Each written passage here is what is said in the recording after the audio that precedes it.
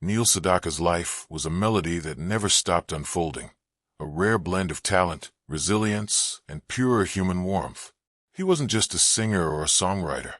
He was a companion to millions, shaping the soundtrack of first loves, heartbreaks, and the quiet moments in between. From a Brooklyn childhood to global stages, he carried a gentleness that fame never managed to harden.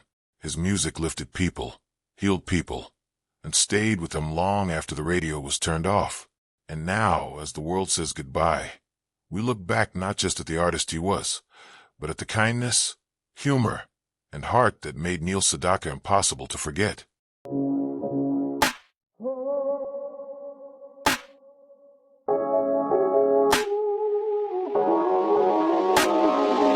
Neil Sedaka's story begins in Brooklyn in 1939, in a small apartment filled with the sounds of his mother's determination and his father's quiet resilience. His family didn't have much, but they had one thing that mattered, the belief that Neil's talent was real. His mother, Eleanor, pushed him toward the piano with a force that bordered on destiny. By 8, he was at Juilliard. By 13, he was writing songs that would one day define the American pop landscape. Sedaka's rise in the late 1950s and early 60s wasn't accidental. He had a voice that cut through the noise, bright, clean, and unmistakably youthful, and he had the songwriting instincts of someone twice his age. "Oh, Carol, Calendar Girl, Happy Birthday, Sweet 16, and Breaking Up Is Hard to Do weren't just chart toppers, they were cultural markers. Sedaka captured the emotional simplicity of teenage life with melodies that felt effortless, even though they were anything but. But behind the polished pop exterior was a young man navigating an industry that was already ruthless. Sedaka faced early criticism from music purists who dismissed his work as bubblegum, a label that frustrated him for decades. He fought constantly for respect as a serious composer, not just a teen idol. And he clashed with executives who wanted to control his sound, his image, and his future. Then came the British invasion, a tidal wave that nearly erased him. The Beatles, the Stones, the Kinks, they changed the landscape overnight. Sedaka went from chart royalty to industry afterthought. Radio stations stopped playing him. Labels dropped him. Concert bookings dried up. For many artists, that would have been the end.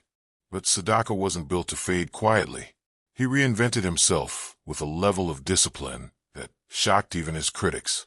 He studied new styles, rewrote his approach to melody, and rebuilt his voice. His comeback in the 1970s, powered by Elton John's Rocket Records, was one of the most dramatic resurgences in pop history.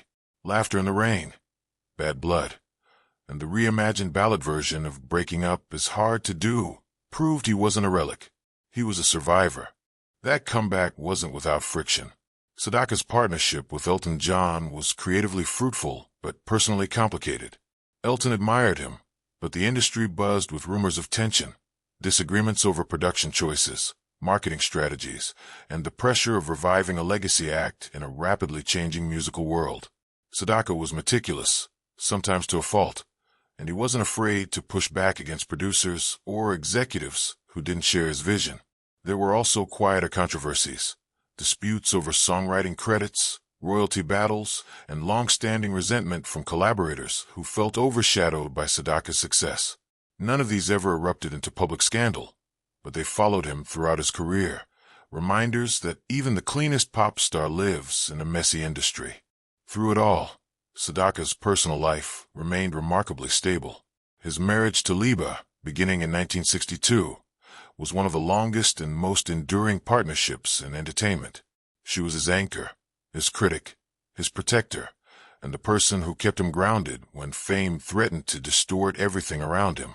Their relationship wasn't without strain. Long tours, industry pressure, and Sedaka's perfectionism created tension, but they endured, and that endurance became part of his legacy. In his later years, Sedaka embraced a new role, elder statesman of melody.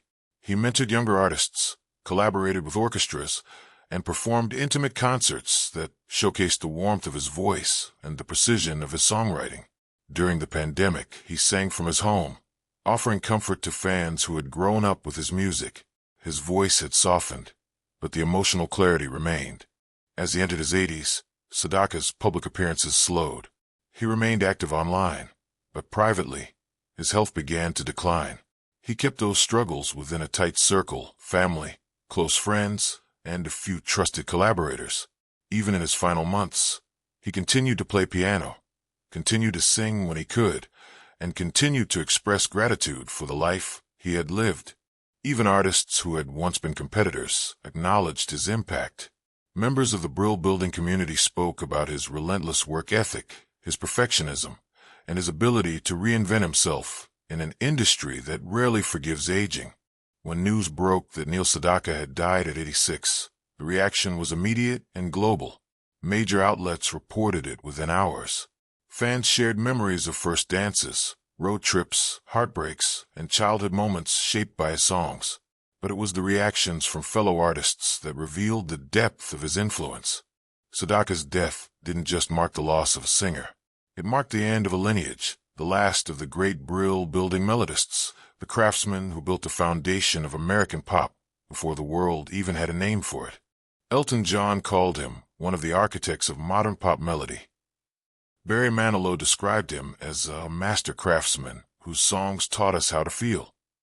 Carole King said, "Neil wrote melodies that felt like they had always existed. That's the highest form of songwriting." Mickey Dolenz, the drummer and one of two primary vocalists for the band The Monkees, shared a tribute calling Sedaka a giant whose music shaped generations. Younger artists, from Broadway performers to contemporary pop writers, credited him with teaching them the power of structure, simplicity, and emotional honesty. His legacy is vast, a catalog of hits spanning decades, a blueprint for melodic songwriting, a story of resilience in the face of reinvention, a marriage that defied the odds, a career that survived cultural upheaval, industry politics, and shifting tastes. Neil Sedaka didn't just write songs. He wrote emotional architecture, melodies that carried people through joy, heartbreak, nostalgia, and hope. His music became part of the emotional vocabulary of millions. And even now, after his passing, his voice continues to echo, bright, warm, unmistakable, a reminder that music, at its best, is simple, honest, and deeply human. Neil Sedaka lived a life in full, and he leaves behind a legacy that will outlast all of us. Rest in paradise, Neil Sedaka. If you were a Neil Sedaka fan, or if you enjoyed this video, please throw me a thumb. If you haven't already, please consider subscribing for more celebrity deaths and deep dives. Thank you for watching, and I hope to see you all in the next one.